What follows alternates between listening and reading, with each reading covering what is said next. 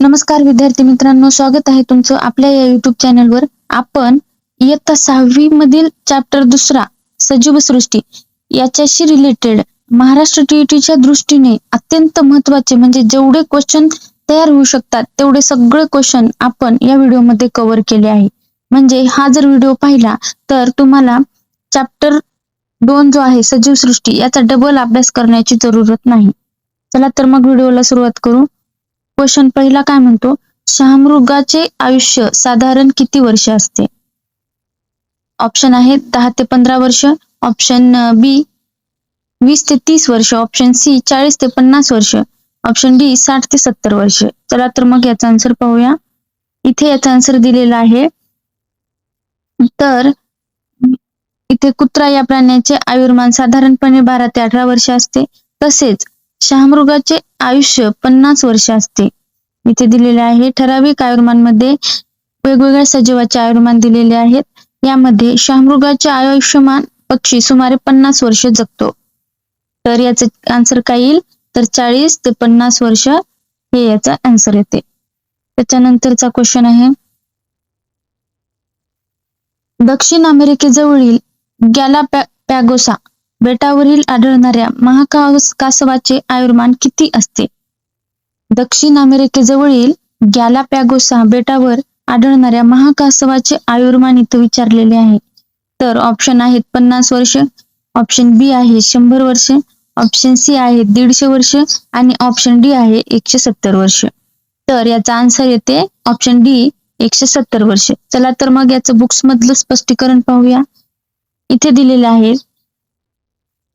Books मध्ये जे important माहित आहे का तुम्हाला, हे जो कॉलम असतो त्यामध्ये इथे दिलेला आहे, दक्षिण अमेरिकेजवळील गॅलापेगोस बेटावर आढळणाऱ्या महाकासवाचे आयुर्मान सुमारे 170 वर्ष आढळते. तसेच मेफ्लाय या कीटकाचे आयुर्मान 1 तासापासून 24 तासापर्यंत आढळते. ह्याच्यातील क्वेश्चन यावर येतो की इथे 2 इम्पॉर्टंट आहेत. दक्षिण अमेरिकेजवळील गॅलापेगोस बेटावर आढळणाऱ्या महाकासवाचे 170 आणि मेफ्लायचे कीटकाचे 1 तासापासून 24 तासापर्यंत लक्षात ठेवायचं. आता क्वेश्चन दुसरा पाहूया. याच्या नंतरचा क्वेश्चन आहे, मेफ्लाय या कीटकाचे आयुर्मान किती असते? ऑप्शन आहेत 1 दिवस ते 2 दिवस, ऑप्शन बी 1 तास ते 24 तास, ऑप्शन सी 1 आठवडा, ऑप्शन डी 1 महिना. आताच आपण पाहिले आहे की मेफ्लाय या कीटकाचे आयुष्य 1 तास ते 24 तास असते. त्याच्यानंतरचा क्वेश्चन, खालीलपैकी एकपेशीय सजीव कोणता? तर ऑप्शन आहेत मानव, ऑप्शन बी अमिबा, ऑप्शन सी झाड, ऑप्शन डी कुत्रा. तर आपल्याला माहितच आहे की एकपेशीय सजीव खालीलपैकी अमिबा हा आहे. याचं स्पष्टीकरण पाहूया. पेशीमय रचना, काही सजीव एकाच पेशीपासून बनलेले असतात त्यांना एकपेशीय सजीव म्हणतात. तर जे सजीव अनेक पेशींचे बनलेले असतात त्यांना बहुपेशीय सजीव म्हणतात. अमिबा हा एकपेशीय सजीव आहे. तर मानव, गाय, उंदीर, वडाचे झाड, कांद्याचे रोप हे सर्व बहुपेशीय सजीव आहेत. हे याचं स्पष्टीकरण येथे दिलेलं आहे. तर आपण बघितलं की खालीलपैकी एकपेशीय सजीव कोणता? तर अमिबा हा एकपेशीय सजीव आहे. नेक्स्ट क्वेश्चन पाहूया. चेतना क्षमता म्हणजे काय?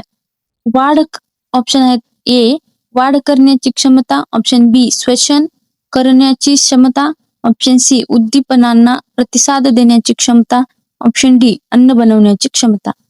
तर चेतना क्षमता म्हणजे उद्दीपकांना म्हणजेच चेतनेला प्रतिसाद देण्याची क्षमता म्हणजेच चेतना क्षमता. आपल्याला माहित आहे की आपण गरम पातेल्याला हात लावल्यानंतर पटकन मागे घेतो. म्हणजे चेतनेला म्हणजे प्रत्येक क्रिया करताना अगोदर मेंदू आपल्याला ऑर्डर देते मग करतो, पण काही काही क्रिया करताना ती पटकन रिॲक्शन घडते. म्हणजे आपण गरम पाण्याला हात लावल्याबरोबर आपण मागे घेतो. इथे आपल्या मेंदू आपल्याला ऑर्डर सोडत नाही, ते आपण ऑटोमॅटिक आपल्याला पोळल्यामुळे मागे घेतो. हे असे चेतनेला प्रतिसाद देण्याच्या क्षमतेला चेतना क्षमता म्हणतात. तर इथे दिलेला आहे, चेतनेला प्रतिसाद देताना सजीवामध्ये विविध क्रिया होतात. तुम्ही गाई म्हशींच्या गोठ्यात अचानक प्रवेश केल्यावर त्यांचे उभे राहणे, इकडून तिकडे फिरणे, एखाद्या गायीचे हंबरणे या सर्व त्यांच्या हालचाली आहेत. अंगणात लावलेली वेल सुद्धा आधाराच्या दिशेने झुकलेली असते. कुंडीमध्ये लावलेली वनस्पती खिडकीत ठेवली तर सूर्यप्रकाशाकडे झुकलेली असते, म्हणजेच तिची हालचाल होते. सजीवामध्ये ही हालचाल जी आहे ती स्वयंप्रेरणेने होते. सभोवताली घडलेली घटना म्हणजे चेतना व त्यामुळे सजीवांनी केलेली हालचाल म्हणजेच प्रतिसाद होय. चेतनेला प्रतिसाद देण्याची क्षमता म्हणजे चेतना क्षमता. इथे याचे डेफिनेशन दिलेले आहे.